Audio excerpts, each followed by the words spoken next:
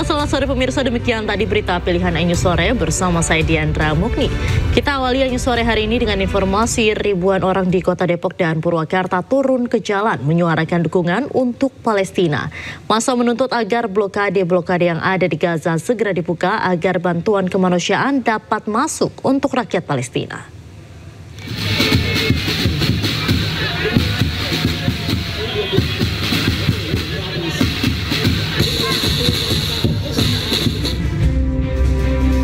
Global March to Gaza hadir memeriahkan Car Free Day di Jalan Margonda Raya Kota Depok, Jawa Barat. Aksi ini juga menuntut agar blokade-blokade yang ada di Gaza segera dibuka agar bantuan kemanusiaan dapat masuk untuk rakyat Palestina. Ribuan partisipan berjalan di jalur CFD sambil membentangkan bendera raksasa merah putih dan Palestina. Tidak hanya itu, massa juga membawa poster berisi seruan dukungan untuk rakyat Palestina. Kita menyuarakan agar kiranya Palestina bisa merdeka, dan lebih khusus untuk kita bisa supaya blokade-blokade yang ada di Gaza itu segera dibuka, supaya apa? Supaya bantuan-bantuan kemanusiaan yang untuk diberikan kepada Gaza bisa masuk ke dalam Gaza. Seluruh peserta untuk Ikhwan langsung maju ke depan. Kiri untuk akhwat atau ibu-ibunya dipersilahkan mengambil posisi di belakang dari Ustadz Hilman. Tidak hanya di Kota Depok, ratusan umat muslim di Kabupaten Purwakarta, Jawa Barat juga turun ke jalan menyuarakan solidaritas terhadap rakyat Palestina dan mengutuk kebiadaban Zionis Israel. Aksi ini juga dilakukan dalam rangka menyambut Tahun Baru Islam. Massa berjalan di Jalan Raya Sudirman Pasar Jumat menuju pertigaan BTN Pusat Kota Purwakarta sambil menyerukan kecaman terhadap Zionis Israel.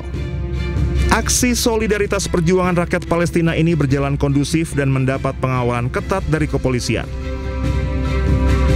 Dari Depok dan Purwakarta, Jawa Barat, iNews melaporkan. Viral di media sosial video yang menunjukkan pesawat Batik Air hampir tergelincir saat mendarat di landasan Bandara Internasional Soekarno-Hatta, Tangerang, Banten, Sabtu kemarin.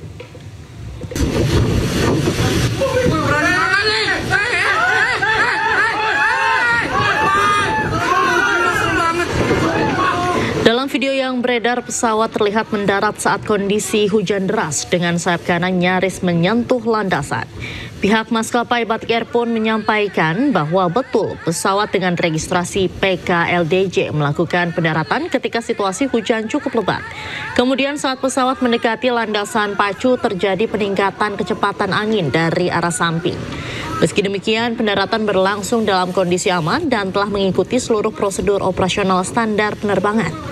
Berdasarkan hasil inspeksi pesawat usai mendarat, tidak ditemukan adanya kerusakan dan pesawat dinyatakan aman serta layak untuk melanjutkan operasional.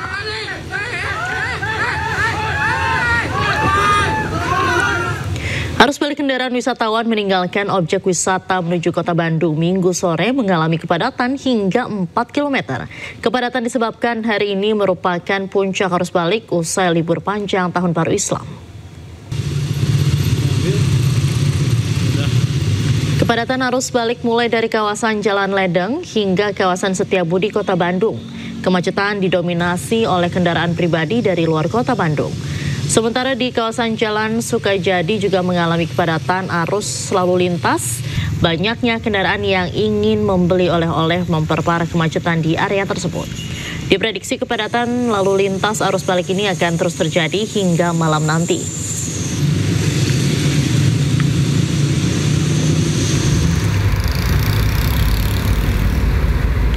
Arus balik libur panjang Tahun Baru Islam di ruas tol Jakarta Cikampek Minggu sore ini mengalami kepadatan pemirsa. Banyaknya warga yang kembali dari berbagai daerah ke Jakarta menyebabkan kepadatan tersebut. Meski arus lalu lintas ramai, pihak kepolisian dan jasa marga belum memberlakukan rekayasa lalu lintas untuk mengurai kepadatan tersebut. Diperkirakan puncak arus balik ini akan terus mengalami peningkatan mulai Minggu sore hingga Minggu malam.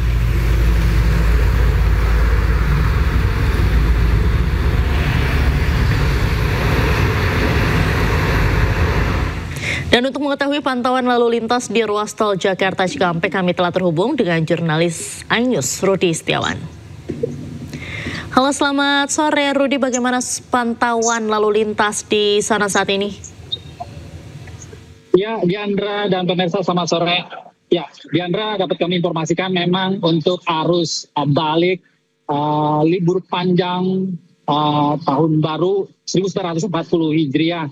Ya, saya di tempat saya melaporkan di kilometer, tepatnya di kilometer 55. Ini terjadi kepadatan, di mana memang ini arus volume kendaraan dari arah menuju, maksud saya dari arah gerbang tol Cikatama yang berasal dari tol Cikatama dan kemudian tol Cipularang, maksud saya. Dari kedua gerbang tol tersebut mengakibatkan volume kendaraan terjadinya kepadatan dan bahkan beberapa saat mengalami kemacetan. Dan ini terjadi karena tingginya volume kendaraan, banyaknya warga Jakarta atau Jabodetabek yang tadinya mudik dan berliburan kembali ke Jakarta. Ya, Diandra, saya dapat kami gambarkan untuk kondisi saat ini memang di kilometer 55 bahkan di hampir secara merata ini kondisi arus lalu lintas di luar jalur tol Jakarta Cikampek ini selain ramai dan padat juga diguyur hujan sejak tadi pukul kurang lebih pukul 15.00 waktu Indonesia bagian Barat dan sampai saat ini masih diguyur hujan. Dan kami gambarkan untuk kondisi saat terkini dan ini kepadatan yang dapat kami gambarkan. Ya, ini kondisi terkini ya Diandra, ini merupakan gambar terkini yang kami berada di lokasi, di mana ini lokasi ini mengalami kepadatan terjadi dari kilometer 47. Ini kepadatan ini disebabkan karena banyaknya kendaraan yang banyak juga yang beristirahat, kemudian juga selain banyak beristirahat juga banyak juga kendaraan yang memang di sini melaju kendaraannya memang lambat ya, karena memang diguyur hujan sejak tadi dan sampai saat ini. Dan ini bisa dilihat gambar kondisi terkini bahwa arus balik ini didominasi oleh kendaraan mayoritas itu kendaraan pribadi yang mengarah dari arah Jakarta maupun maksudnya dari arah berbagai daerah yang menuju Jakarta. Nah, ya Diandra juga dapat informasikan untuk saat ini sebagaimana mestinya biasanya untuk arus ketika terjadi kepadatan ini akan langsung diberlakukan sistem kontraflow. Namun sampai saat ini kami melihat belum adanya petugas ataupun pihak jasa marga yang melakukan untuk rekayasa arus lalu lintas. Di mana atas diskresi lalu lintas jika terjadi kepadatan atau terjadi kemacetan maka akan dilakukan yaitu sistem kontraflow. Dan bahwa untuk di arus ruas tol Jakarta Cikampek saat ini memang kondisinya karena ini merupakan besok hari kerja, jadi untuk arus mudik dan para pemudik ini banyak yang memanfaatkan mereka untuk pulang lebih awal. Di mana memang ya Diandra, jadi seperti ini kondisi yang dapat kami gambarkan dari ruas tol Jakarta Cikampek di kilometer 55 Diandra. Baik, Rudi, terima kasih atas laporan Anda langsung dari tol Jakarta Cikampek kilometer 55. Salam sehat selalu, selamat sore dan selamat kembali bertugas. Pemirsa, Taman Mini Indonesia Indah menggelar berbagai pertunjukan budaya di momen libur panjang sekolah. Salah satunya adalah pertunjukan tari adat khas Jawa Timur yang menghibur ratusan pengunjung.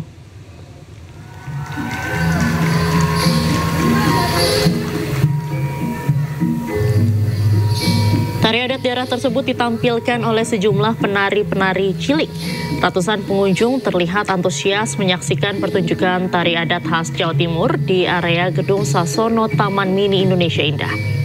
Tari-tarian yang ditampilkan diantaranya tari sidem, tari niskala sebelang, tari remo, hingga pertunjukan reok Ponorogo. Selain pertunjukan adat, sejumlah acara seperti konser musik hingga workshop kerajinan tangan digelar oleh Taman Mini Indonesia Indah untuk menghibur pengunjung yang didominasi oleh anak-anak sekolah.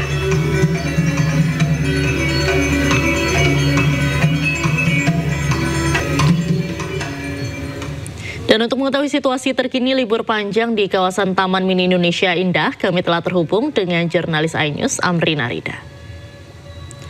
Halo, selamat sore Amrina, bagaimana keseruan libur panjang di Taman Mini hari ini?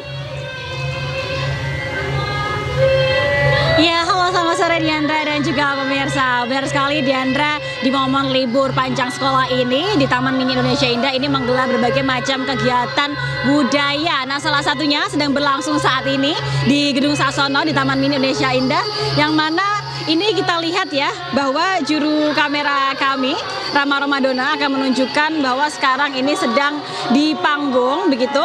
Baru saja tadi ada berbagai macam kegiatan tari-tarian yang ditampilkan oleh para penari-penari cilik. Nah, ini sudah tepat pada pukul 5 sore dan memang untuk tari-tarian cilik ini baru saja selesai Diandra dan juga pemirsa. Ini kita bisa lihat penampilan dari adik-adiknya yang tadi menunjukkan berbagai macam tari-tarian dan memang bisa dilihat di layar Diandra bahwa didominasi oleh adik-adik kecil, seniman-seniman cilik yang mana mereka tadi bersama-sama menari-tarikan ataupun juga menampilkan berbagai macam tari-tarian budaya dari Jawa Timur yang ditampilkan tadi berbagai macam, ada yang seperti tari sidem, tari niskala sebelang, tari gelang rom, tari remo, tari punjari hingga tari saung alas.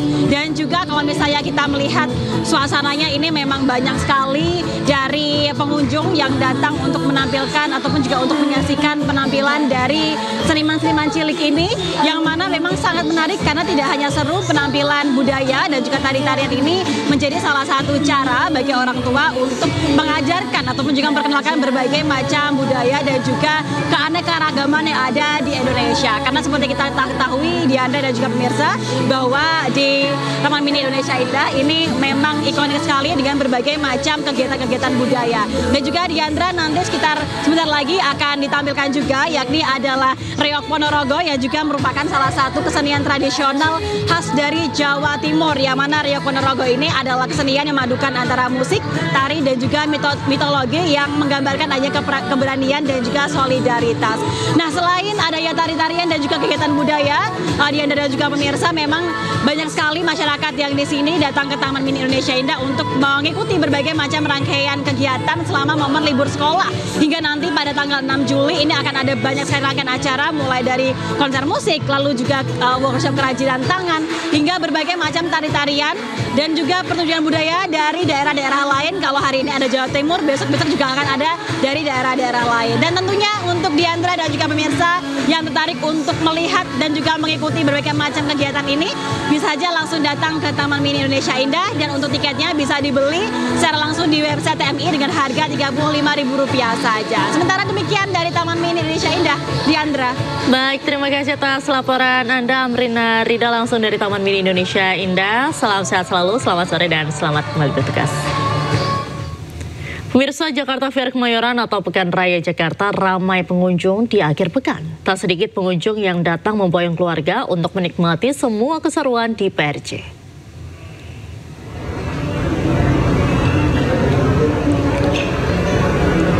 Antusias pengunjung tampak ramai padati kawasan tersebut sejak siang tadi.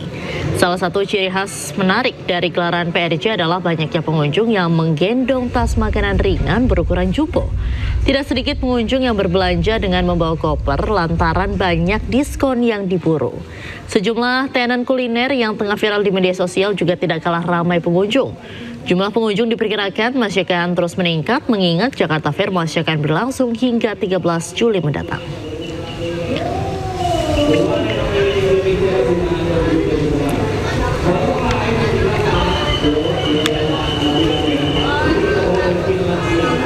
Untuk mengetahui informasi terkini di Jakarta Fair, sudah ada Salam Rahmat dan Brigadir Yasinta di kawasan Kemayoran, Jakarta Pusat.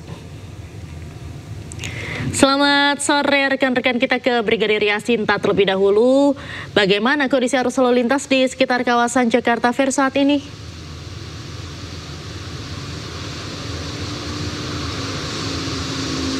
Brigadir Yasinta. Dan selamat sore pemirsa, kembali bersama saya Brigadir Yasinta dari NTMC Polri. Saat ini saya akan mengajak Anda untuk memantau langsung bagaimana kondisi arus lalu lintas terkini, tepatnya di kawasan J-Expo Kemayoran, Jakarta Utara. Bisa kita saksikan bersama saat ini di belakang saya.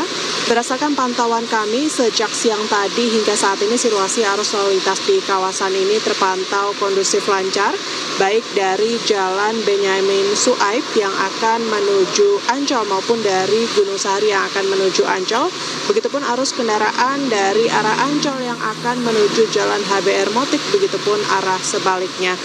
Hal ini tentunya sangat jauh berbeda jika dibandingkan dengan hari kemarin, di mana kepadatan lalu lintas sempat terjadi karena banyaknya warga DKI Jakarta dan sekitarnya yang menghabiskan libur panjang Tahun Baru Islam yang juga bertepatan dengan masa liburan sekolah, sehingga banyak masyarakat yang mengunjungi event Pekan Raya Jakarta atau Jakarta Fair 2025 yang digelar di J-Expo Kemayoran. Selain itu, kepadatan juga disebabkan karena jumlah kantong parkir yang tersedia tidak sebanding dengan membludaknya volume kendaraan pengunjung pada Sabtu kemarin. Sementara untuk saat ini tidak ada rekayasa lalu lintas yang diberlakukan, namun petugas kami di lapangan tetap bersiaga untuk mengatur arus lalu lintas di sekitar kawasan Kemayoran. Adapun jadwal Jakarta Fair sendiri pada hari Senin hingga Kamis dibuka mulai pukul 15 hingga 22.30 waktu Indonesia Barat, sedangkan pada hari Jumat dibuka mulai pukul 15 hingga 23.00 waktu Indonesia Barat. Sementara pada Sabtu, Minggu serta libur nasional dibuka mulai pukul 10 hingga 23 waktu Indonesia Barat. Kemudian kami informasikan juga terkait daftar kantong parkir resmi Jakarta Fair, yaitu terdapat di J-Expo, selanjutnya parkir B7 di depan MGK, kemudian ada parkir B14 di kantor PPKK, kemudian ada parkir C3, C4 di sisi utara J-Expo dan di MGK Mall. Dan Jakarta Fair sendiri digelar mulai tanggal 19 Juni dan akan terus berlangsung hingga 13 Juli 2025. Kami himbau bagi Anda yang berencana akan mengunjungi J-Expo Kemayoran agar dapat memanfaatkan transportasi umum untuk menghindari kepadatan lalu lintas. Sementara mengingat cuaca mendung dan kontur jalan yang cukup licin pasca diguyur hujan, kami himbau para pengendara roda 2 agar menggunakan jas hujan yang bukan berjenis ponco, dan bagi pengendara roda 4 agar memastikan karet wiper kendaraan Anda berfungsi dengan baik sebelum Anda berkendara dan tetap menjaga jarak aman kendaraan Anda. Dan untuk informasi selengkapnya seputar arus lalu lintas terkini, Anda dapat menghubungi call center kami di 1500669 atau SMS Center di 9119. Anda juga dapat mengunjungi website kami di korlantas.polri.go.id. Stop pelanggaran, stop kecelakaan, keselamatan untuk kemanusiaan, dan salam presisi. Demikian Brigadir Yasinta melaporkan langsung dari kawasan J-Expo Kemayoran, Jakarta Utara. Kembali ke studio, silakan. Baik, terima kasih Brigadir Yasinta. Selanjutnya kita akan beralih ke Salam Pulungan yang berada di Jakarta Fair Kemayoran. Salam, semakin sore apakah pengunjung semakin ramai di Jakarta Fair? Ya, betul sekali Diandra dan juga pemirsa. Di tempat kami melaporkan saat ini di kawasan Jakarta Fair Kemayoran atau Pekan Raya Jakarta, situasinya semakin sore justru semakin ramai didatangi oleh para pengunjung yang datang tidak hanya dari kawasan Jabodetabek saja. Meskipun saat ini cuacanya ataupun juga kondisi cuaca yang ada di Pekan Raya Jakarta ini masih hujan ringan, namun ini nyatanya memang sama sekali tidak menyurutkan niat dari para pengunjung untuk bisa berlibur di kawasan Pekan Raya Jakarta ini. Dan memang kalau dari pantauan kami di lapangan ya, Diandra dan juga pemirsa, mayoritas dari para pengunjung yang datang ini adalah keluarga besar yang memboyong anggota keluarganya, karena memang ini masih dalam momen libur panjang akhir pekan, ditambah juga masih menjadi memasuki momen libur anak sekolah. Dan memang tidak lengkap ya rasanya Diandra dan juga pemirsa kalau kita datang ke PRJ yang banyak sekali terlihat. Memang kalau di layar televisi Anda ya Diandra dan juga pemirsa, banyak sekali dari masyarakat ataupun juga pengunjung yang menggendong begitu tas ringan yang berukuran jumbo maupun juga tentengan yang berisi makanan ataupun juga minuman yang banyak sekali dibawa oleh para pengunjung. Nah, Diandra dan juga pemirsa, mungkin kalau nanti ada yang lewat begitu ya di samping saya, kita akan coba untuk berbincang lebih lanjut bersama dengan para pengunjung di sini yang membawa banyak sekali jenjengan ataupun juga membawa banyak makanan ataupun juga oleh-oleh yang dibawa dari sini. Nah, ini dia adalah salah satunya. Halo, selamat sore Bapak, dengan Bapak siapa namanya? Fahru Rozi. Pak Fahru Rozi, ini datang dari mana sama siapa aja ke sini Pak? Jeruk, bersama keluarga, mengisi liburan anak-anak nih. Iya. Ini sama siapa aja kesini Pak? Boleh? Bersama kakak saya dan keponakan-keponakan. Ya, Pak, ya. Pak, ini alasannya kenapa Pak lebih milih datang ke PRJ berlibur atau kenapa nggak ke tempat lainnya gitu? Karena lebih terjangkau dan lebih dekat dari rumah, aksesnya mudah, dijangkau, dan banyak hiburan. Semuanya di sini, kuliner ada, baik dari otomotif pun ada, fashion juga ada, semuanya lengkap di Jakarta Fair ini. Semoga lebih ke depannya lebih baik lagi. Ini udah beli apa aja Pak selama di sini tadi? Helm, terus ini ada kopi, ya makanan ringan dan macam-macam, ada ini juga tumbler. Iya. Ini biasanya just tip apa emang untuk pribadi Pak? Untuk pribadi. Untuk pribadi. Iya, karena semakin menarik produk-produknya, ya semakin tertarik. Oke, siap, terima kasih Pak Farul Rozi informasinya. Itu dia Diandra dan juga pemirsa jauh-jauh dari Kebonjeruk berkunjung ke Jakarta Fair, dan tadi juga kami juga sempat berbincang ya bersama dengan sejumlah pengunjung lainnya yang bahkan datang dari Banten, Palembang dan juga kawasan sekitarnya, yang bahkan tidak hanya datang dari kawasan Jabodetabek saja. Ini menjadi momen penting karena memang PRJ ini hanya diadakan 1 tahun sekali dan masih akan berlangsung hingga 13 Juli mendatang. Dan mungkin Diandra dan juga pemirsa yang suka lapar nih kayak saya, ini banyak sekali ya stand-stand kuliner yang bisa kita cicipi dan juga kita bisa jajan di sini untuk nantinya kalau sudah mengisi amunisi untuk makan gitu, akan melanjutkan nonton konser. Karena memang pada hari ini akan ada Tip X yang akan tampil pada malam hari nanti. Mungkin Diandra dan juga pemirsa ini penasaran dan juga sudah menggebu-gebu rasanya ya pengen ke PRJ. Kami tunggu kehadirannya di Pekan Raya Jakarta ini, Diandra. Baik, terima kasih. Salam pulungan langsung dari Pekan Raya Jakarta Fair Kemayoran. Selamat kembali bertugas. Anda kembali di Anyu Sore bersama saya Diandra Mukni. Pemirsa, back Timnas U23 Indonesia Muhammad Ferrari berambisi menjuarai Piala AFF U23 2025. Ia ingin membayar kegagalan skuad muda Garuda pada ajang serupa edisi sebelumnya.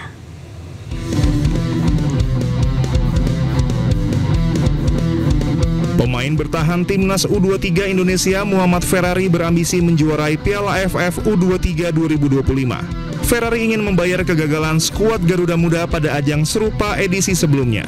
Pada Piala AFF U23 2023, Indonesia gagal menjadi kampiun. Skuad Merah Putih harus menerima keluar sebagai runner-up usai takluk atas Vietnam. Timnas U23 Indonesia saat itu kalah melalui adu penalti di partai final. Ferrari mengaku tak sabar untuk turun membela Timnas Indonesia di Piala AFF U23. Saya sendiri sangat nggak sabar ya, karena insya Allah ingin memberikan yang terbaik buat Indonesia. Karena kan 2 tahun lalu kalau nggak salah kita juara 2 di Thailand, dan semoga tahun ini kita bisa memberikan piala buat di rumah kita sendiri. Piala AFF U23 2025 akan berlangsung di Jakarta dan Bekasi pada 15 hingga 29 Juli mendatang. Turnamen ini akan berlangsung di Stadion Utama Gelora Bung Karno Jakarta dan Patriot Candrabaga Bekasi. Skuad Garuda berada di grup A bersama Brunei Darussalam, Malaysia, dan Filipina. Untuk membahas informasi selengkapnya kami telah terhubung dengan pengamat sepak bola Yusuf Kurniawan. Selamat sore Bung Yuka. Selamat sore Diandra, gimana apa kabar? Alhamdulillah baik Bung Yuka. Bung Yuka, bagaimana nih komposisi pemain U23 yang ada saat ini? Optimis tidak juara AFF U23? Ya, saya kira skuad U23 saat ini sangat syarat dengan pengalaman ya, karena sebagian besar dari mereka ini merupakan pemain-pemain senior juga, seperti Ferrari misalnya, kemudian Hoki Caraka, ada Cahaya Supriyadi juga, ada Arkan Fikri juga, yang ketika kemarin di Piala AFF Senior 2024 kemarin kan mereka juga main ya. Jadi secara pengalaman tim ini lebih matang gitu ya. Terus juga pemain-pemainnya memang dalam usia emas mereka. Performa mereka di kompetisi domestik juga sangat luar biasa, selalu mendapatkan tempat utama. Jadi saya kira dari sisi kualitas materi yang ada, ini sangat mumpuni lah ya kalau tim ini ditargetkan untuk menjadi juara gitu. Baik, Bung Yuka, PSSI ini kan hanya menyertakan satu pemain naturalisasi yaitu Jan Revens. Tanggapan Anda seperti apa?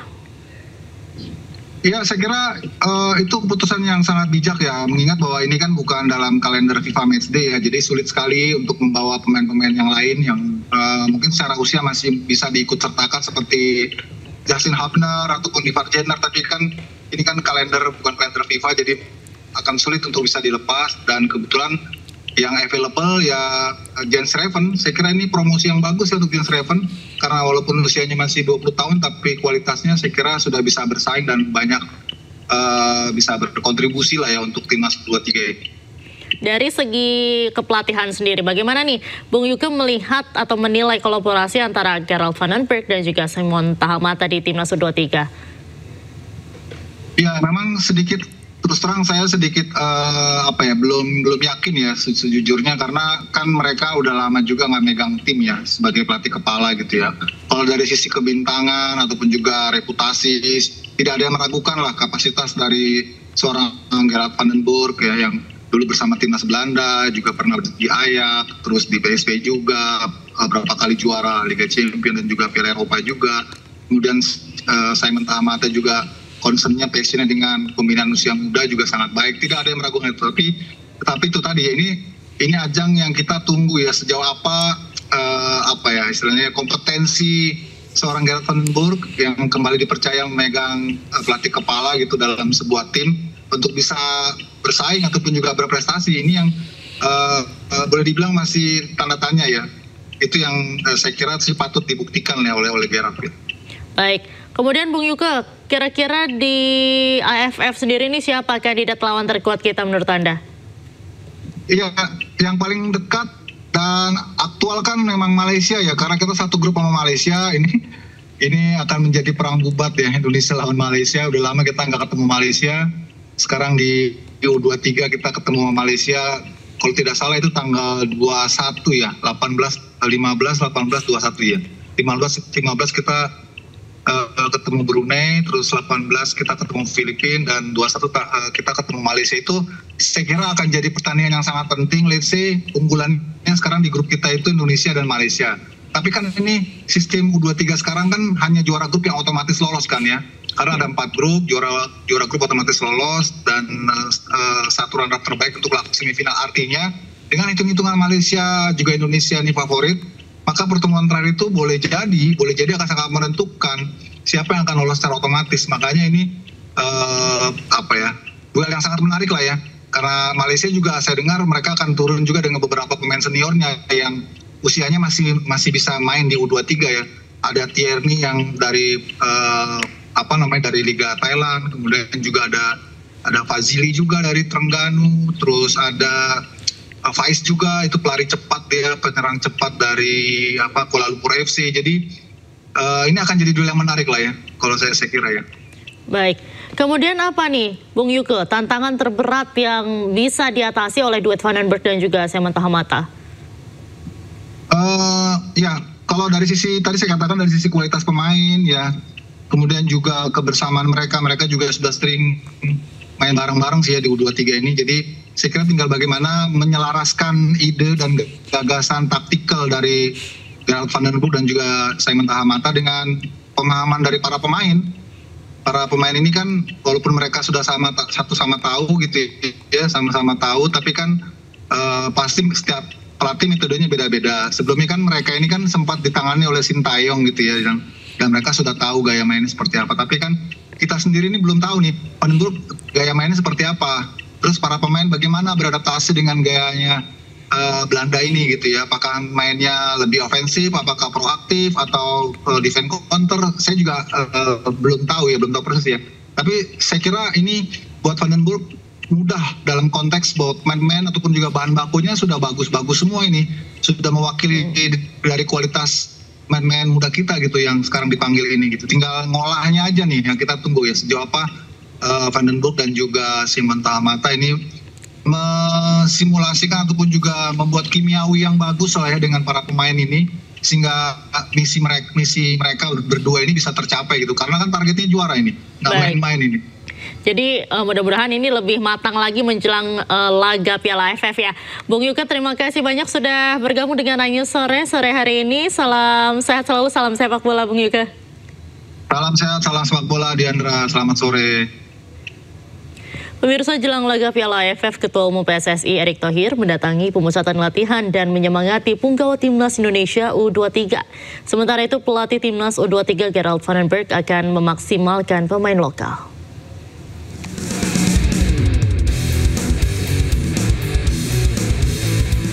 Skuad Garuda terus mematangkan permainan dalam pemusatan latihan jelang laga Piala AFF U23 2025. Pemusatan latihan telah digelar sejak 20 Juni lalu hingga 14 Juli mendatang. Sepekan pemusatan latihan, Ketua PSSI Erick Thohir sempat mendatangi para pemain yang tengah berlatih di Jakarta. Dalam momen ini, Erick Thohir sempat terkejut kembali melihat keberadaan Muhammad Ferrari dalam skuad Garuda Muda. Erick Thohir merasa heran karena Ferrari seperti ada di setiap pemusatan latihan, baik di tim senior maupun kelompok usia.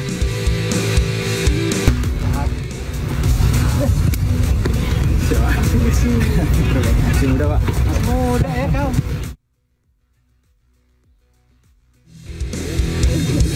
Sementara pelatih Timnas Indonesia U23 Gerard Vandenberg mengaku senang mendapat bantuan dari Simon Tamahata yang menjadi asisten pelatihnya jelang Piala AFF U23 2025 ini. Kehadiran Simon dipastikan akan memperkuat dan mematangkan permainan dari skuad Garuda Muda. Gerard dan Simon bertekad membangun kekuatan baru bagi skuad Garuda Muda. Timnas Indonesia tergabung dalam grup A bersama Malaysia, Filipina, dan Brunei Darussalam. Laga pertama skuad Garuda akan menghadapi Brunei pada 15 Juli mendatang di Stadion GBK. Jelang laga Piala AFF 2025, skuad Garuda Muda terus melakukan pemusatan latihan. Pelatih Timnas U23 Gerald Vandenberg akan memaksimalkan pemain lokal.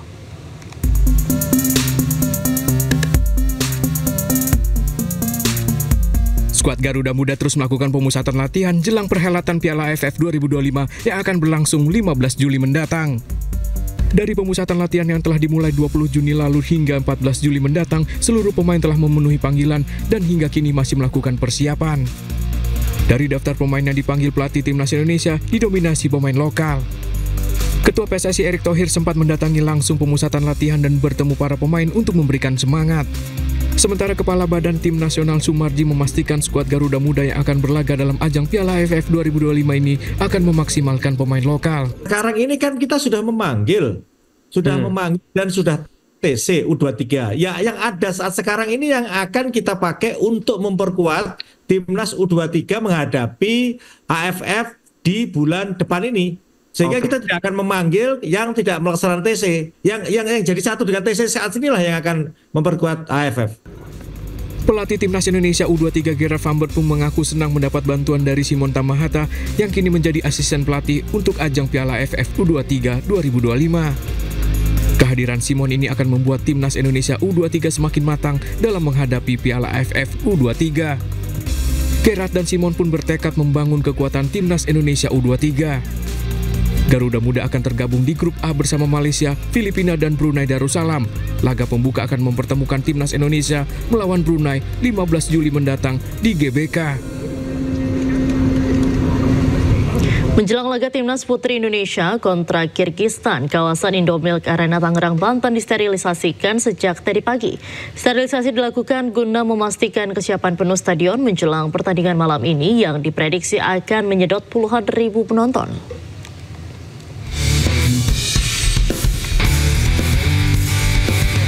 Perjuangan Timnas Putri Indonesia di kualifikasi Piala Asia 2026 akan dimulai malam ini menghadapi Kirgistan. Skuad Garuda Pertiwi tergabung di grup D pada kualifikasi Piala Asia 2026. Pelatih Timnas Putri Indonesia Satoru Mochizuki antusias menatap laga melawan Kirgistan.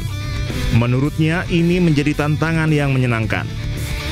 Mochizuki menyatakan sangat senang Timnas Putri Indonesia akan bermain di kandang sendiri, sebab tim asuhannya akan mendapat dukungan penuh dari supporter. Sementara Kapten Timnas Putri Safira Ika menegaskan para pemain sudah punya komitmen untuk tampil dengan performa apik dalam laga tersebut. Kemenangan dibidik skuad Garuda Pertiwi. Laga Timnas Putri Indonesia melawan Kirgistan akan berlangsung di Stadion Indomilk Arena malam ini mulai pukul 20 waktu Indonesia Barat. Guna memastikan persiapan jelang laga, sterilisasi di stadion dilakukan sejak pagi tadi. Laga ini diprediksi akan menyedot puluhan ribu penonton. Pihak pengelola menetapkan area dalam stadion tertutup untuk umum hingga laga digelar. Tribun penonton baru mulai dibuka pada pukul 18.00 waktu Indonesia Barat. Dari Tangerang, Banten, Dilami Aulia, Laksana, Dede Rudi, iNews melaporkan. Anda kembali di iNews Sore pemirsa, libur panjang 1 Muharram dan libur sekolah, ribuan wisatawan dari berbagai daerah terus memadati kawasan Braga, Kota Bandung. Bangunan tua serta banyaknya hiburan di kawasan tersebut menjadi magnet wisatawan untuk berkunjung.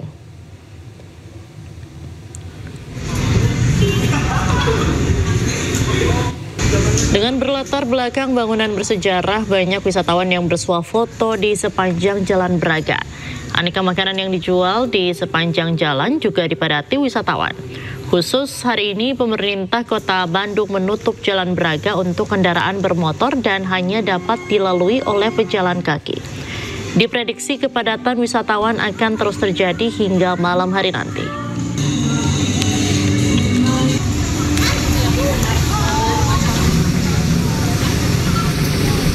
Masa libur panjang Tahun Baru Islam dan libur sekolah dimanfaatkan ribuan wisatawan untuk berkunjung ke objek wisata Malioboro, Yogyakarta. 3 ruas jalan menuju Malioboro penuh sesak kendaraan, baik roda 2, 4 maupun minibus. Tak hanya di ruas jalan, pengunjung destinasi wisata favorit di jantung kota Yogyakarta ini juga memadati area pejalan kaki. Mereka tak hanya berburu oleh-oleh maupun spot foto menarik, melainkan juga mencoba sensasi naik kereta berkuda khas Yogyakarta, yakni Andong. Tak ayal banyaknya wisatawan yang memanfaatkan jasa transportasi tradisional ini membuat omset kusir Andong meningkat hingga 3 kali lipat dibandingkan hari biasanya.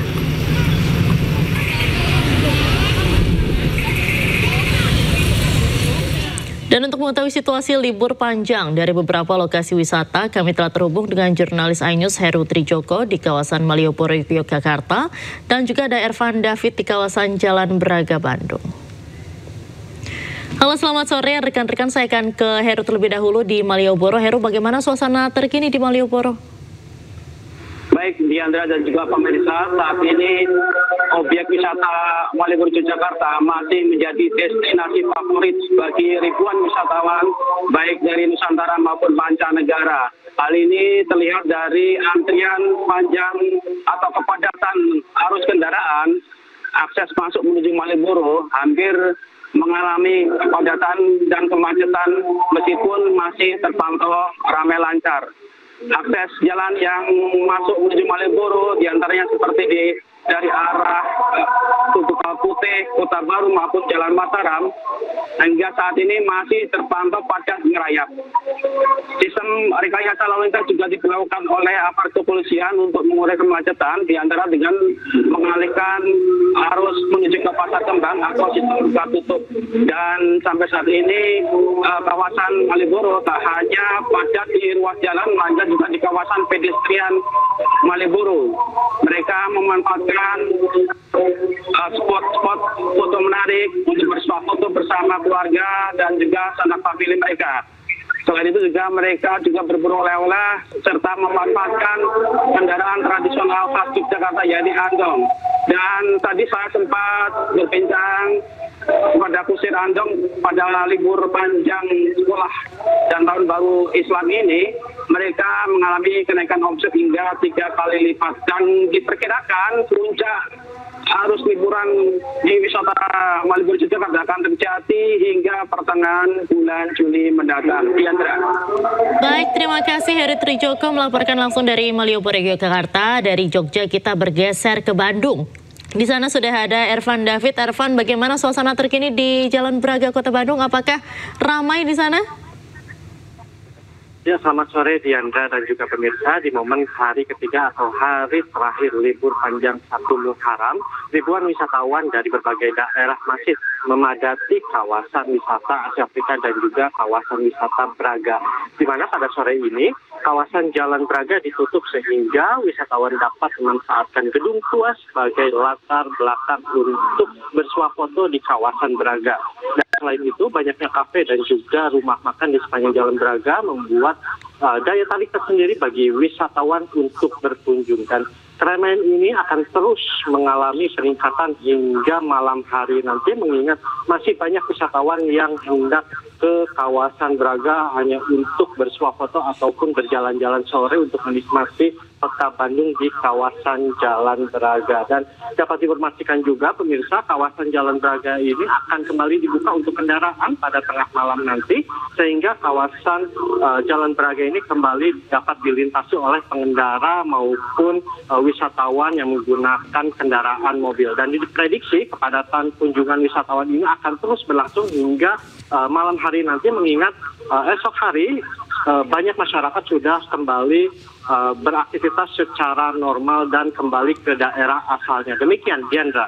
Baik, terima kasih Irfan David melaporkan langsung dari kawasan Braga, Bandung. Dan sebelumnya ada Heru Trijoko dari Malioboro, Yogyakarta. Salam sehat selalu rekan-rekan, selamat sore dan selamat kembali bertugas. Pemirsa, libur panjang sekolah dimanfaatkan warga Parepare dan sekitarnya kunjungi Pantai Ku. Pengunjung habiskan waktu dengan bermain air bersama keluarga.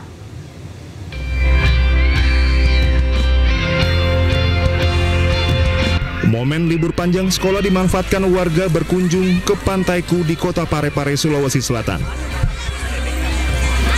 Mayoritas wisatawan yang membawa serta keluarga menjadikan destinasi wisata baru di Kota Parepare ini sebagai tempat pelepas penat dan menikmati liburan bersama.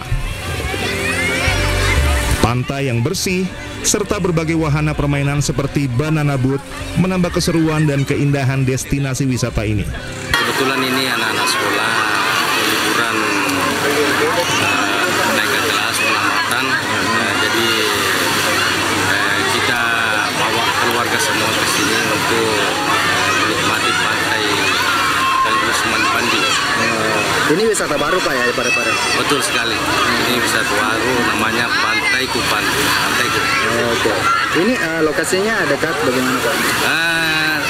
Lokasinya ini cukup strategis sekali. Nah, ini termasuk di pusat kota. Pantai Ku menjadi destinasi wisata baru yang patut dikunjungi. Lingkungan yang bersih dengan fasilitas memadai serta terletak di pusat kota menjadi salah satu daya tarik bagi wisatawan. Dari Parepare, Sulawesi Selatan, Erwin Eka Pratama, iNews melaporkan. Pemirsa, objek wisata Pantai Pangandaran, Jawa Barat dipadati wisatawan yang datang berkunjung dari berbagai daerah. Tingkat hunian hotel di kawasan ini pun juga mengalami peningkatan signifikan setelah sempat sepi pengunjung dalam beberapa waktu belakangan.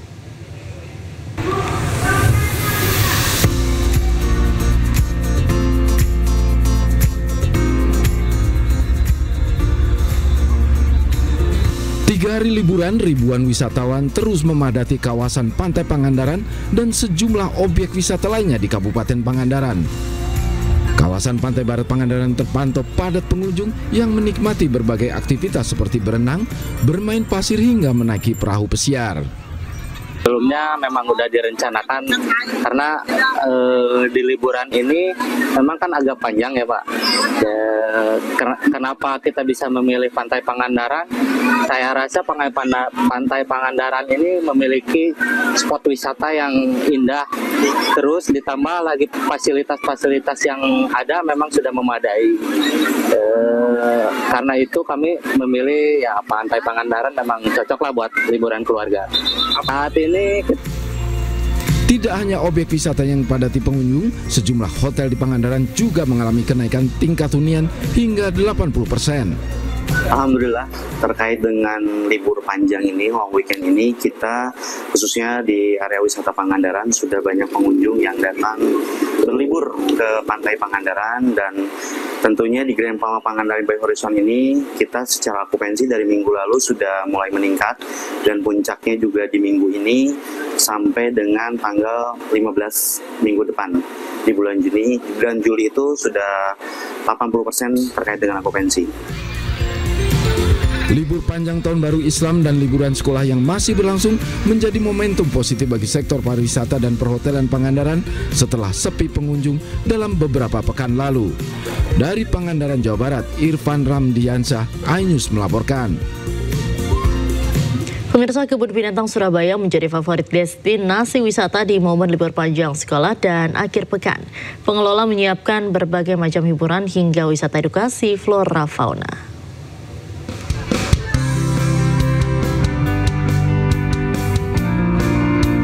Ribuan pengunjung memadati Kebun Binatang Surabaya pada momen libur panjang sekolah.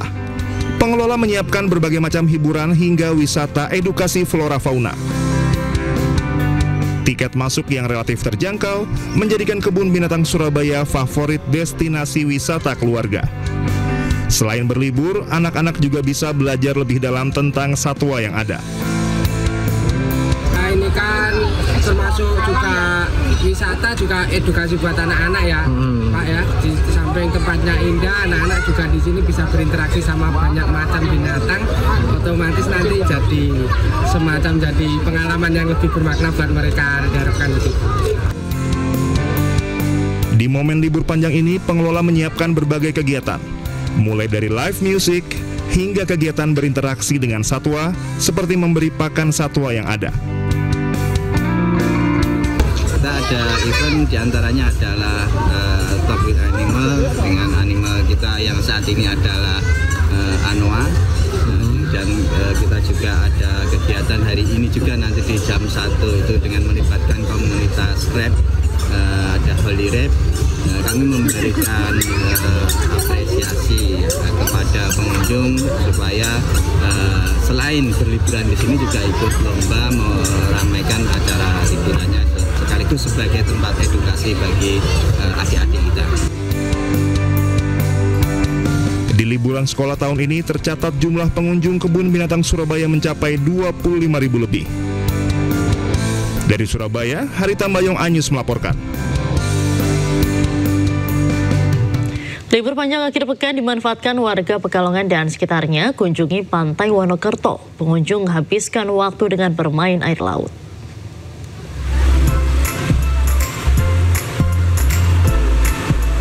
Libur panjang akhir pekan, kawasan wisata Pantai Wonokerto, Pekalongan, Jawa Tengah dipadati wisatawan. Pengunjung yang kebanyakan keluarga menghabiskan waktu di pantai sambil mandi air laut dan main pasir. Sambil mengawasi anak-anak yang bermain di pantai, para orang tua menikmati bekal makanan yang dibawa dari rumah. Selain pemandangannya yang indah, tempat wisata ini jadi favorit karena aman bagi pengunjung. Ini piknik dengan siapa ini, Pak? Ya, sama keluarga nih. Sama keluarga ya. Kenapa memilih pantai ini, Pak? Kalau di sini kan nyaman, enak buat main anak-anak itu. Ya. Nggak bahaya itu ya? Ya. Banyak petugasnya di sini. Lihat. Di masa liburan, jumlah pengunjung wisata Pantai Wonokerto meningkat tajam. Dari yang biasanya 6.000 pengunjung, melonjak jadi 12.000 pengunjung per harinya. Untuk pengunjung di wisata Pantai Wonokerto ini antusias sekali untuk pengunjung datang ke sini, dengan biasanya rata-rata per hari 6.000 sudah sampai 6.000 pengunjung lebih. Terus bagaimana fasilitasnya, apa ada keamanan dan sebagainya? Dari fasilitas kami yang kami terapkan di wisata Pantai Wonokerto ini ada bibir pantai yang sangat indah untuk bermain bagi anak-anak dan sebagai edukasi untuk anak-anak, serta ada fasilitas dari resto, pusat informasi, mandi bilas, serta UMKM yang ada di wisata Pantai Wonokerto Kulon. Pihak pengelola juga memastikan keamanan dan kenyamanan wisatawan menjadi salah satu yang diutamakan. Dari Pekalongan, Jawa Tengah, Suryono Soekarno, iNews melaporkan. Lelah bermacet-macetan di kota besar saat momen libur panjang, wisata pemandian air panas di Subang bisa jadi pilihan. Selain sensasi relaksasi air panas, pengunjung juga bisa bermain dengan aneka satwa.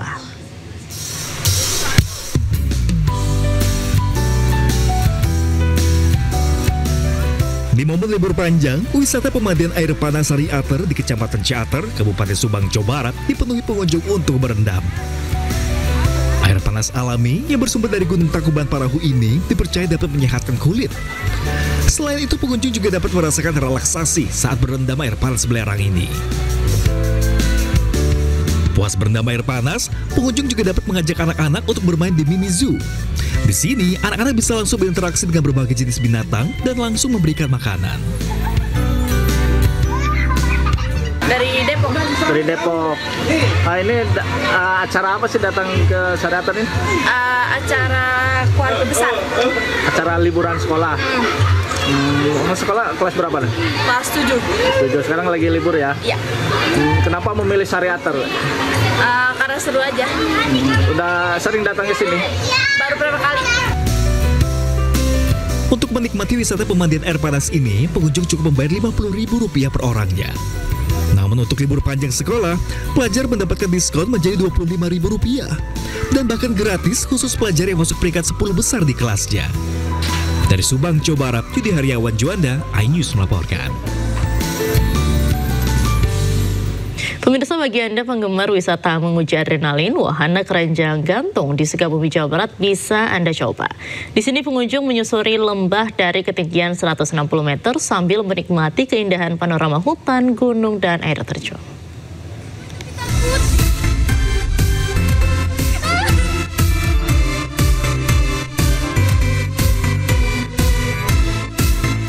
Deg-degan dan menantang.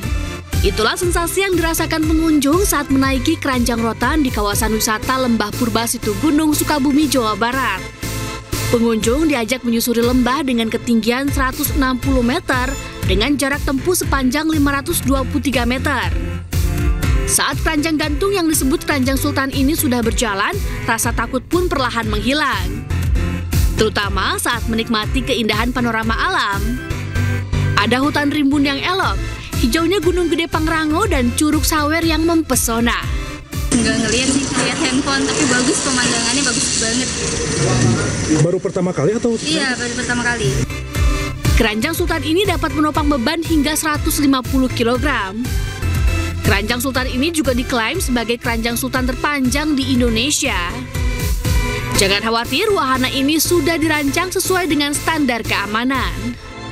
Keranjang Sultan sendiri memang ini baru ya, kita masih promo, diberikan kepada yang menginap dan yang melakukan ekspedisi Lembah Purba. Kadang kita setelannya kurang sedikit, kalau pas itu di 6 menit saja, bisa paling jalan. 6 menit ya? 6 menit, ya. Kalau pas ukuran ke kecepatannya. Tapi kalau kurang sedikit itu di sampai 10 menit.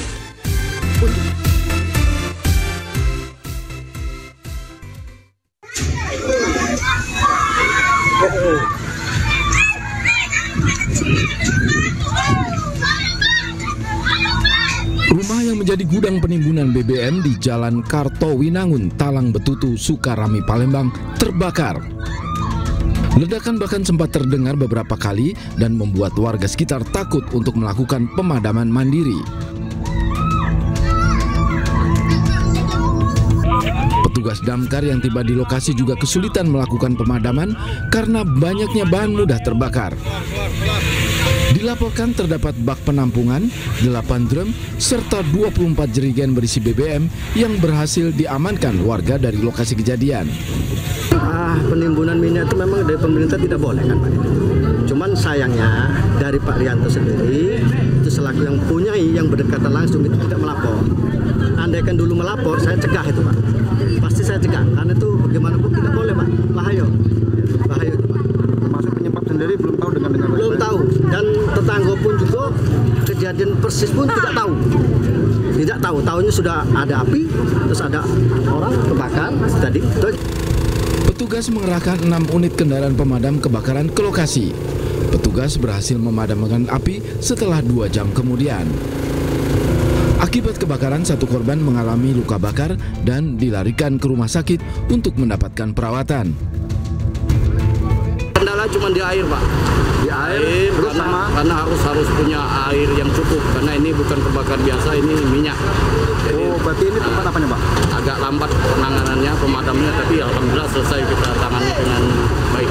Berarti yang terbakar ini tempat apanya Pak? Ini yang terbakar ini minyak Pak, jadi gudang minyak ditumpuk untuk bunker, sekitar seperti bunker itu dibuat bunker. Solar Pak ya? Berarti tadi masih ada api-api tersisa di bawah tadi Pak? Ya, makanya itu kita lama tadi pendinginan, kita harus cukup suplaian air. Pihak kepolisian juga telah melakukan olah TKP untuk mengetahui asal-usul api serta memintai keterangan pemilik gudang BBM tersebut. Dari Palembang, Sumatera Selatan, Firdaus, iNews melaporkan.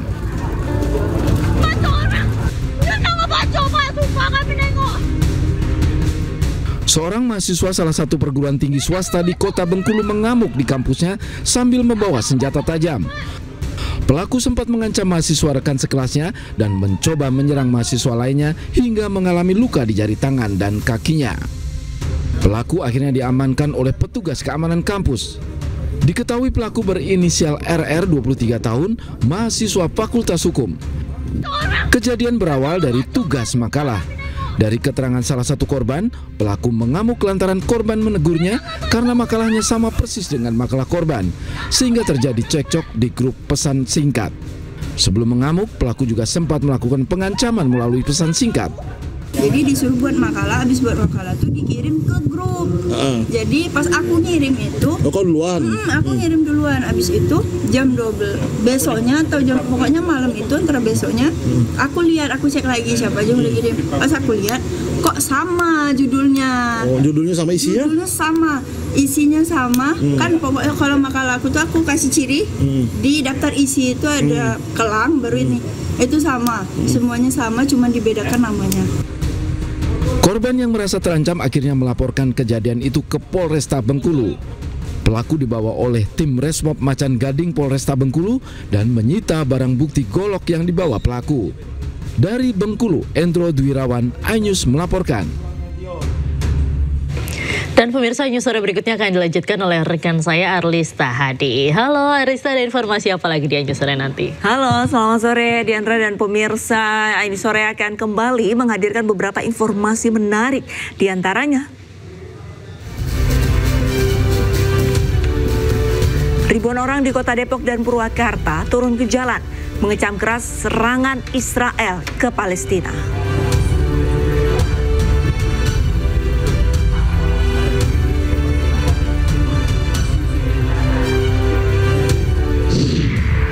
Arus balik libur panjang Tahun Baru Islam menyebabkan kemacetan di beberapa ruas jalan.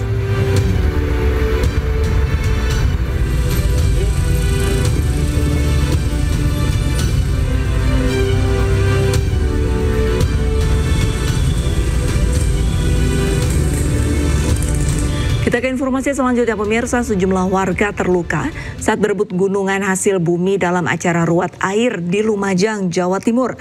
Membludaknya warga membuat panitia kewalahan.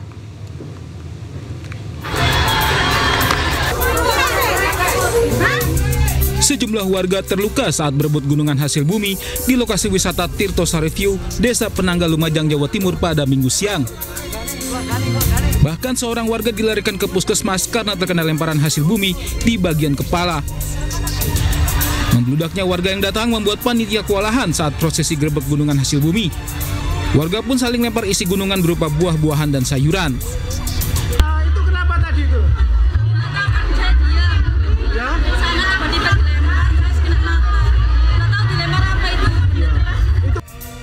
Grebek gunungan hasil bumi merupakan tradisi sebagai bentuk syukur atas berkah sumber air yang tidak pernah surut meski musim kemarau. Tradisi ini juga menjadi daya tarik wisatawan. Dari Lumajang, Jawa Timur, Yayan Nugroho, iNews melaporkan. Aksi kekerasan kembali terjadi di Kabupaten Intan Jaya, Papua Tengah. Seorang polisi menjadi korban penganiayaan yang diduga bagian dari kelompok kriminal bersenjata.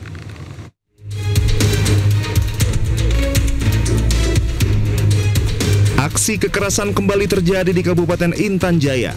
Seorang anggota Polres Intan Jaya, Bribda Ricardo Pasaribu, menjadi korban penganiayaan oleh orang tak dikenal yang diduga kuat merupakan bagian dari kelompok kriminal bersenjata. Insiden ini terjadi di area kompleks Kios Palopo, Distrik Sugapa.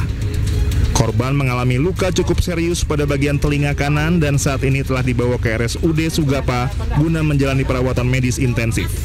Dalam insiden ini, korban mengalami luka pada telinga sebelah kanan dan telah dibawa ke RSUD Sugapa, Kabupaten Intan Jaya untuk mendapatkan perawatan medis. Atas kejadian tersebut, Satgas Operasi Damai Karten telah bergerak cepat menuju ke lokasi kejadian guna menemukan informasi dan barang bukti.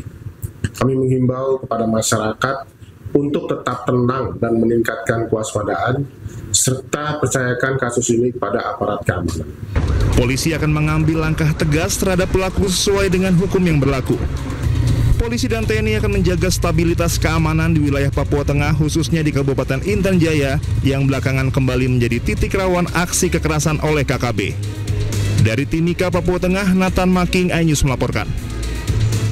Seorang warga negara asing asal Polandia viral di media sosial usai terlibat insiden dengan sejumlah warga di kawasan wisata Leang-Leang, Kabupaten Maros, Sulawesi Selatan. Dalam video yang beredar, turis tersebut emosi dan mengancam warga dengan kata-kata kasar.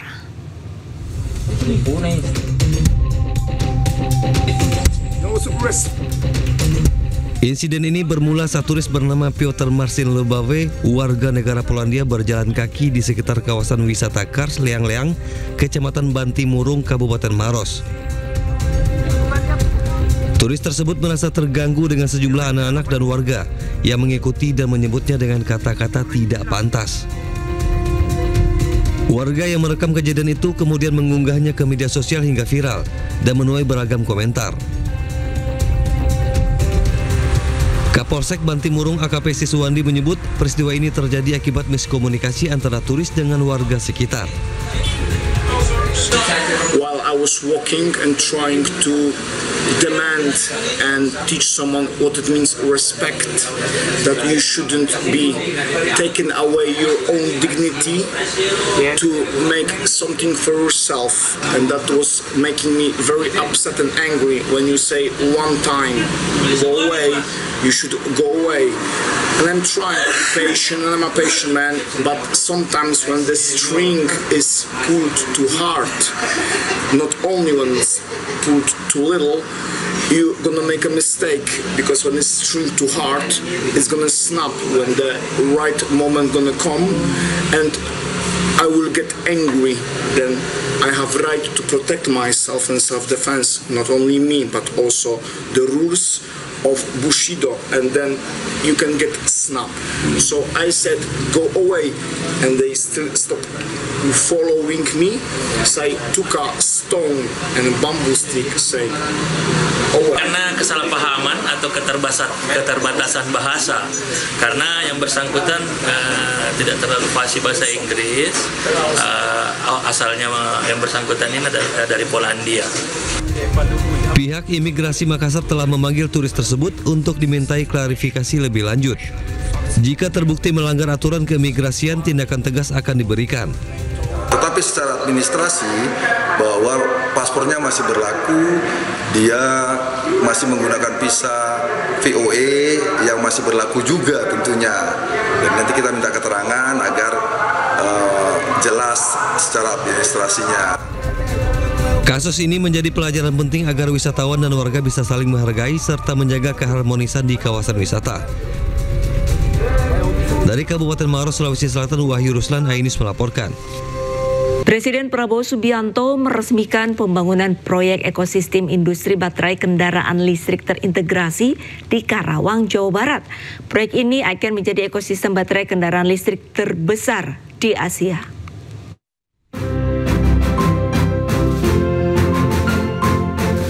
Presiden Prabowo Subianto meletakkan batu pertama pembangunan proyek ekosistem industri baterai kendaraan listrik terintegrasi konsorsium Antam IBCCBL di kawasan Arta Industrial Hills, Karawang, Jawa Barat pada Minggu siang. Dalam sambutannya, Presiden Prabowo menekankan pentingnya pengembangan industri energi baru sebagai salah satu langkah strategis menuju kemandirian dan ketahanan energi nasional. Siang hari ini, hari Minggu 29 Juni 2025, saya Prabowo Subianto, Presiden Republik Indonesia, dengan penuh kebanggaan meresmikan groundbreaking ekosistem industri baterai kendaraan listrik terintegrasi konsorsium Antam Indonesia Battery Corporation dan CBL Contemporary Brund Legend. Prosesi peletakan batu pertama industri baterai listrik di Karawang ditandai dengan penekanan tombol sirine oleh Presiden Prabowo bersama sejumlah pejabat terkait. Dari Karawang, Jawa Barat, Anyus melaporkan. Setelah melalui proses pembangunan dan penyesuaian bertahap, revitalisasi stasiun Tanah Abang akhirnya rampung. Hall utama dan peron jalur 2 dari bangunan baru telah resmi dioperasikan, menandai proses switch over tahap kedua.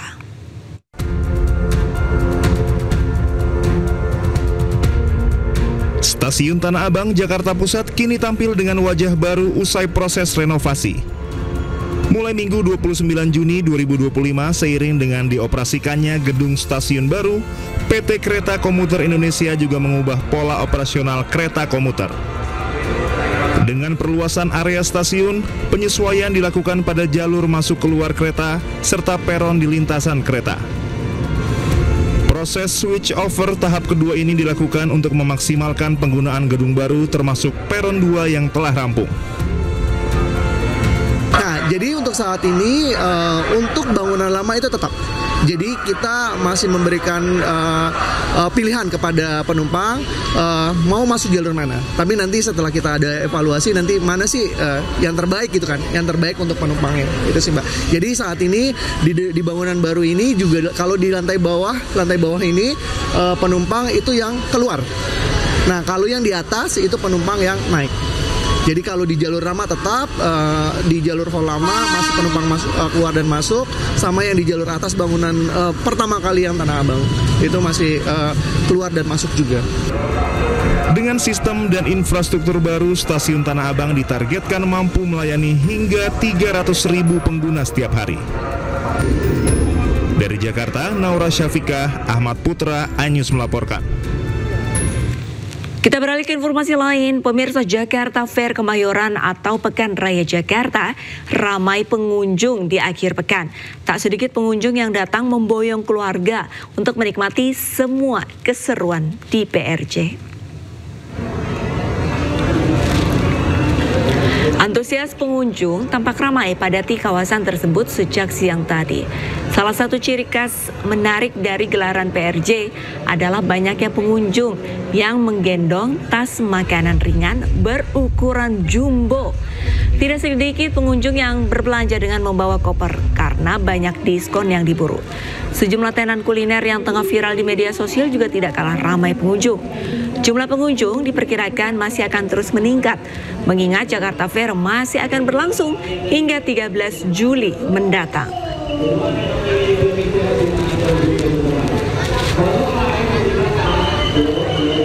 Pemirsa, untuk mengetahui informasi terkini di Jakarta Fair, kami sudah terhubung dengan jurnalis iNews Salam Pulungan.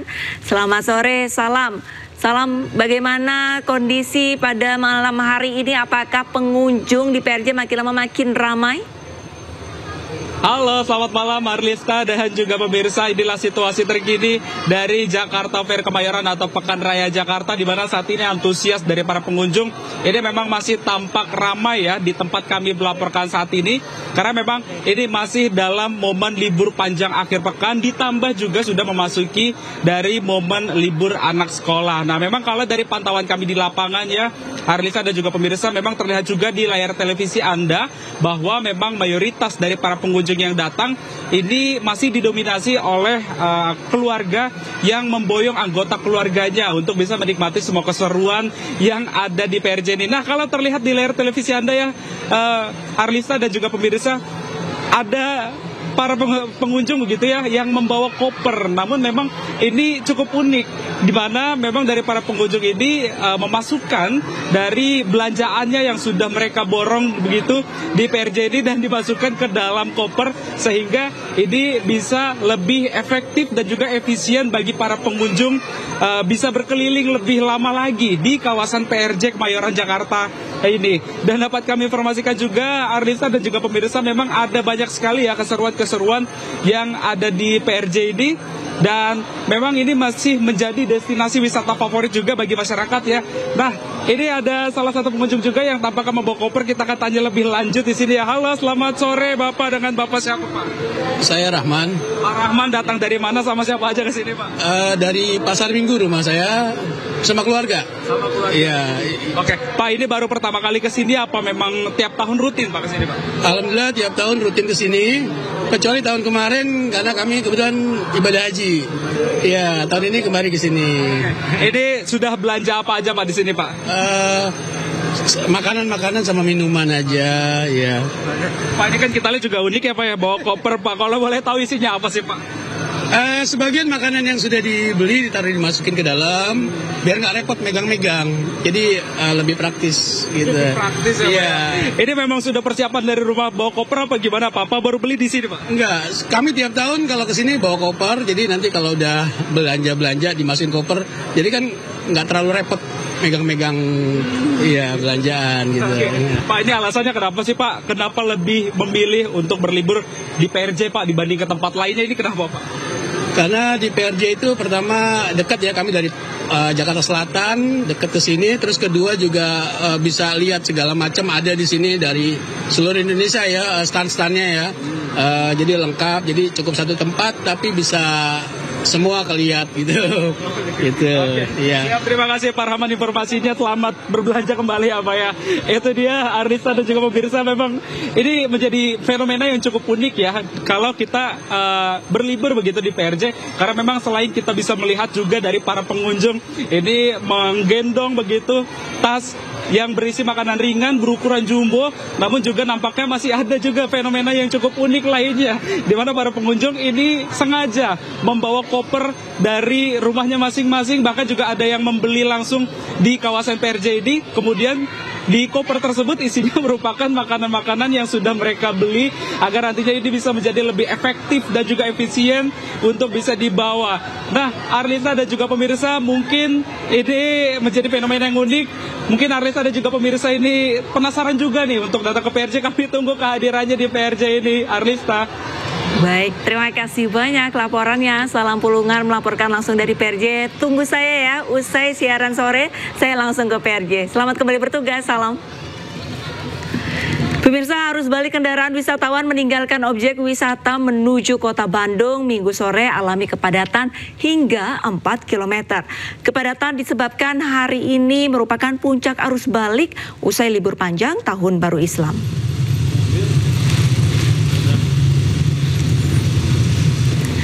Kepadatan arus balik mulai dari kawasan Jalan Ledeng hingga kawasan Setiabudi, Kota Bandung, Jawa Barat. Kemacetan didominasi oleh kendaraan pribadi dari luar Kota Bandung. Sementara di Jalan Sukajadi juga mengalami kepadatan arus lalu lintas. Banyaknya kendaraan yang ingin membeli oleh-oleh memperparah kemacetan di area tersebut. Diprediksi kepadatan lalu lintas arus balik akan terus terjadi hingga malam nanti.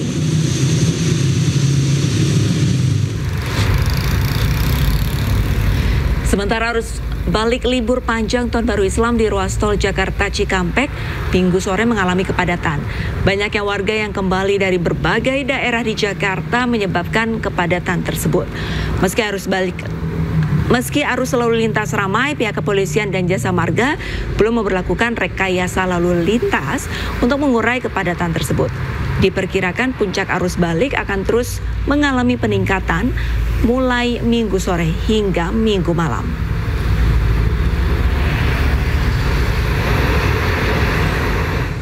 Dalam rangka Hari Bayangkara ke-79, Polri menggelar lomba mewarnai dan melukis dengan tema Polri untuk Masyarakat. Lomba mewarnai dan melukis diikuti oleh ratusan peserta dari segala kategori usia.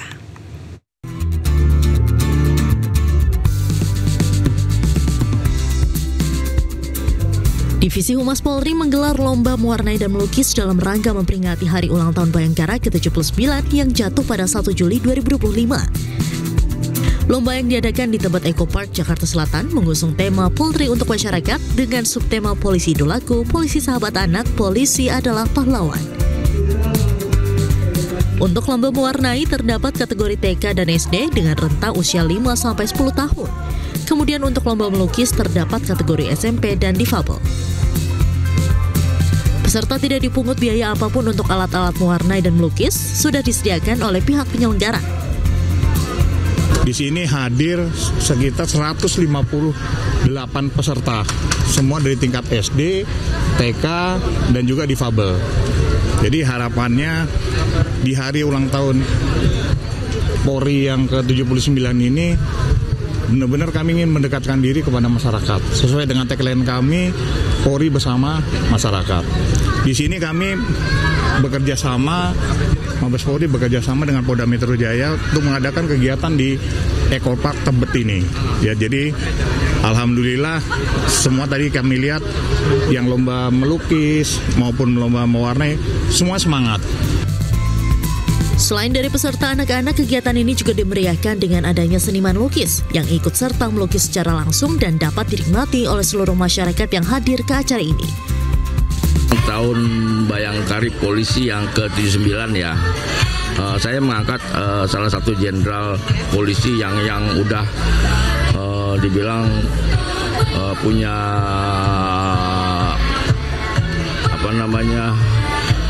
cita yang paling baik ya. Nah, itu artinya dari situlah akhirnya saya punya inspirasi ketika saya melukis perahu geng, mungkin jadi inspirasi untuk polisi-polisi yang lainnya. Dengan adanya kegiatan lomba mewarnai dan melukis ini sejalan dengan subtema, Polri berharap citra polisi khususnya di anak-anak sosok yang tidak perlu ditakutkan. Dari Jakarta, Nora Syafikah, Ahmad Putra iNews melaporkan. PT MNC Vision Network bersama MNC Peduli menggelar kegiatan Corporate Social Responsibility di Sekolah Luar Biasa Insan Harapan, Jakarta. Kegiatan ini merupakan bentuk dukungan nyata perusahaan terhadap pendidikan inklusif dan anak berkebutuhan khusus. Puluhan anak siswa SLB, B, dan C Insan Harapan Kebonjeruk, Jakarta Barat bergembira dengan kehadiran tim MNC Vision Network dan MNC Peduli. Mereka unjuk kebolehan bernyanyi dan menari dengan riang gembira.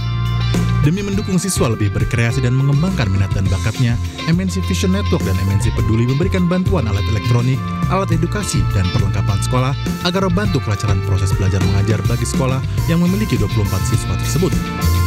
Memberikan beberapa donasi, salah satunya kami dari K-Vision memberikan tayangan TV satelit yang ini bisa menjadikan anak-anak itu lebih lagi belajar melalui tayangan dari K-Vision seperti tayangan anak-anak, edukasi, tayangan juga tentang berita ya, supaya mereka juga mengetahui wawasan di luar sana yang belum didapat dari tempat sekolah ini. Kami sangat berbahagia sekali atas kepedulian MNC Vision Network TV ke sekolah kami agar kunjungan ini tidak hanya sampai di sini, karena hal ini sangat berguna sekali bagi kemajuan sekolah kami.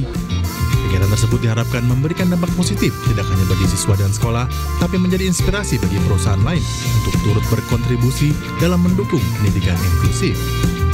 Dari Jakarta, Ismalia Yudi Richard Hakim Mahendra iNews melaporkan.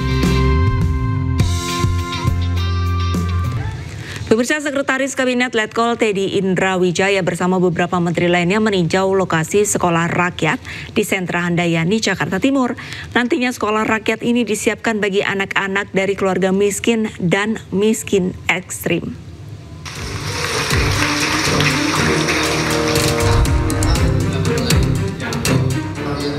Pembangunan sekolah rakyat mulai rampung di sejumlah wilayah.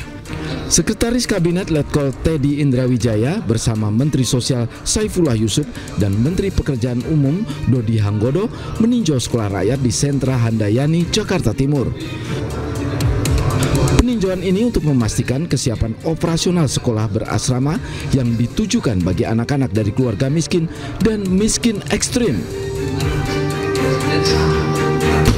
Untuk membangun anak-anak agar lebih sehat, lebih mendapatkan pendidikan yang bermutu, lebih aman, lebih terlindung, dan lebih sejahtera. Tujuannya itu. Jadi terima kasih Bapak Ibu semua telah hadir di sini. Kemudian ini memang kita tidak terlalu banyak di sini, tapi saya yakin dari hal yang di tempat ini nanti akan semakin orang tahu, sampaikan ke yang lainnya bahwa ya tadi yang seperti saya bilang, tujuan adanya sekolah ini adalah nantinya untuk semuanya akan hidup lebih sejahtera. Sekarang ini kita sudah menentukan 100 titik pertama. Sudah selesai itu semua. Artinya sudah dalam proses finalisasi. Gurunya, muridnya, dan perangkat-perangkat lain sudah jalan yang insya Allah di akhir Juni ini semuanya tuntas. Kita sekarang menuju ke 100 titik berikutnya, di mana sekarang ini kira-kira ada 70 lebih sudah yang direstui oleh Kementerian Pekerjaan Umum dan dinyatakan layak untuk menjadi rintisan sekolah rakyat tahun ini. Sentra Handayani menampung 75 peserta didik dari jenjang sekolah menengah pertama. Mereka akan mendapatkan pendidikan gratis, fasilitas sekolah hingga asrama. Pemerintah menargetkan 100 sekolah rakyat di Indonesia yang mampu menampung 20.000 murid, 3.000 guru, dan 7.000 tenaga pendidik dalam 1 tahun pelajaran. Sementara itu, kegiatan belajar mengajar akan dimulai pada 14 Juli mendatang. Dari Jakarta, Galuh Pandu, Yudi Permana, Anyus melaporkan. Sekolah rakyat sudah siap dan pembangunannya sudah lebih dari 90%. Rekan kami Galuh Pandu dan juru kamera Yudi Permana akan memberikan informasi seperti apa bangunan sekolah rakyat di Sentra Handayani, Jakarta Timur.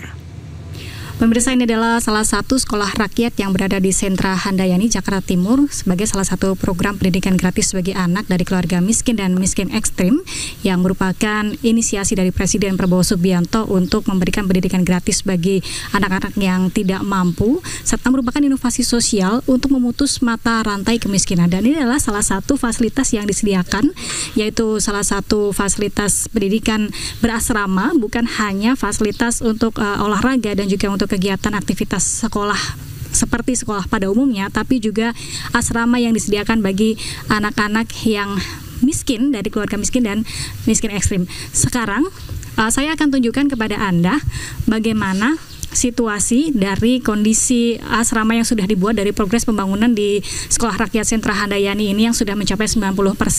Ada beberapa asrama atau tempat penginapan yang disediakan untuk anak-anak yang nantinya bersekolah di sini.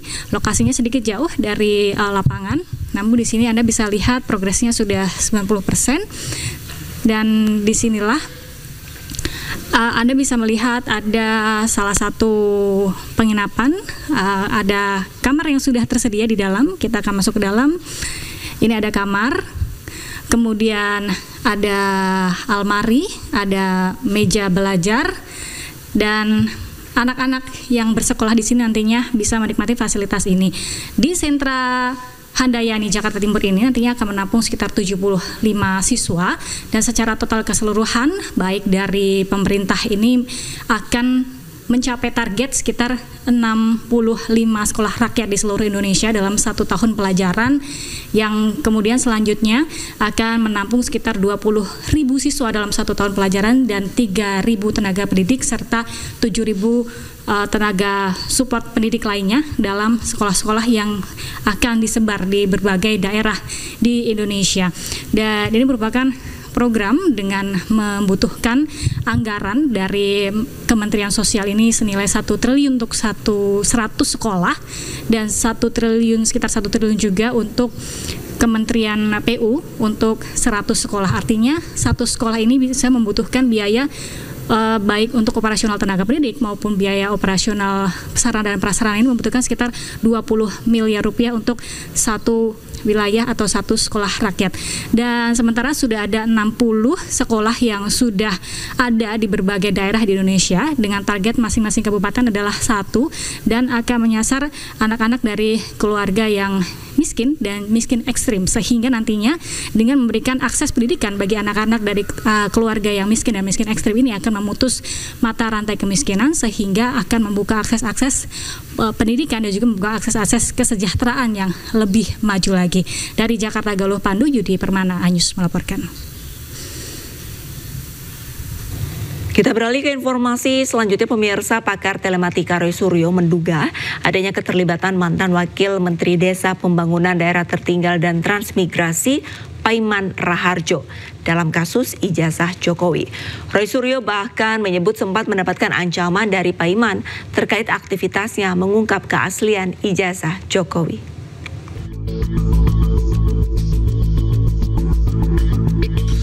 Polemik keaslian ijazah Presiden ke-7 RI Joko Widodo masih terus bergulir.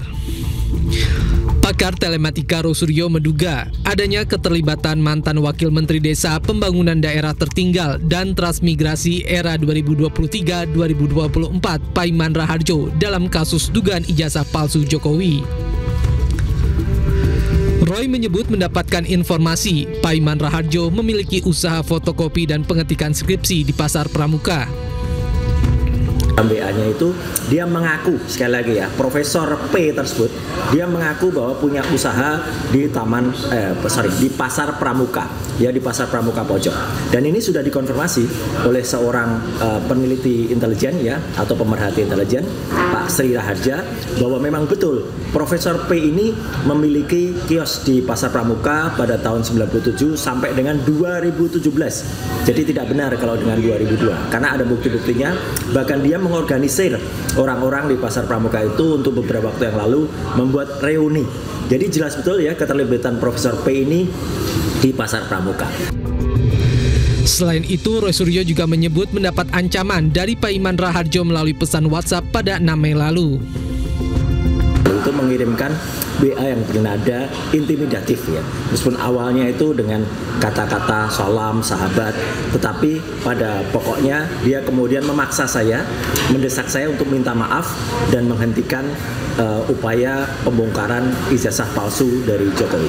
Saya waktu itu mengabaikannya karena saya anggap ini tidak sopan, ya gitu. Karena dia kemudian bahkan menunjukkan kalimat, ya, dia menuliskan kalimat bahwa supaya keluarga saya aman. Sementara itu, Ketua Solidaritas Merah Putih Sylvester Matunina menyebut pernyataan Rosuryo sebagai omong kosong. Menurutnya, hingga saat ini tidak ada bukti bahwa ijazah Jokowi palsu. Bukti-bukti yang dibangun ini tidak ada, kosong, nol. Dan saya kasih tahu, ya, bahwa Profesor Paiman ini, Mas Roy, barusan dia bertelepon sama saya. Jadi intinya nanti dia ngomong atau bagaimana. Bang Silver kenal dengan Pak Paiman? Teman baik saya itu. Dia waktu kemarin jadi rektor di Universitas Mustopo. Waktu ada kasus, saya pengacaranya di situ. Saya yang membantu beliau. Dan saya kenal dia dari 2013. Ya. Ini orang yang sangat baik, orang yang sangat sopan dan beretika. Bahkan kadang-kadang kalau ngobrol sama saya itu menangis. Makanya nggak salah, sebagai sahabat itu dia menelpon atau WA Mas Roy. Tidak ada maksud apapun. Karena orang ini orang-orang Jawani banget, Mas Roy, ya, Jawani banget, orang baik banget. Tim Liputan iNews melaporkan. Mantan Wakil Menteri Desa Paiman Raharjo akhirnya muncul ke publik dan buka suara tentang kasus ijazah Jokowi. Menurut Paiman, masyarakat tidak berpikir dengan logika yang benar dalam menanggapi isu ijazah palsu Jokowi. Mantan Ketua Sedulur Jokowi itu juga menolak dikaitkan terlibat kasus ijazah Jokowi. Ini kan hanya ibaratnya omongan pepesan kosong, ya. Orang menuduh ijazah Jokowi palsu, tetapi nggak bisa menunjukkan asli. Ini loh Pak Jokowi, ijazah Bapak palsu. Ini loh aslinya nggak sesuai dengan yang asli. Nah ini nggak, karena masyarakat tidak bisa berpikir secara benar, maka ini ditangkap, oh palsu. Udah jelas-jelas institusi yang mengeluarkan ijazah mengatakan asli.